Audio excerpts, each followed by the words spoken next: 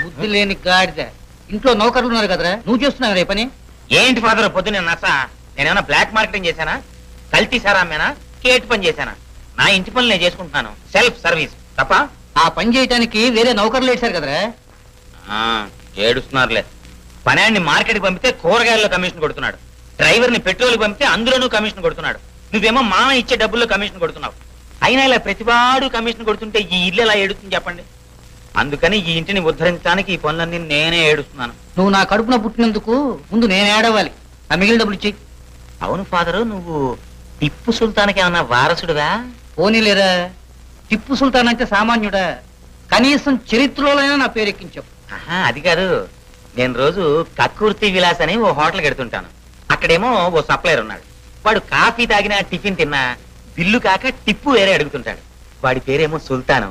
టిప్పు అడుగుతుంటాడు కదా అని టిప్పు సుల్తాను అని పేరు పెట్టాను. అంటే నేను సర్వర్నా? ఏమో నువ్వే ఆలోచించుకో, ఎవడో తెలుసు.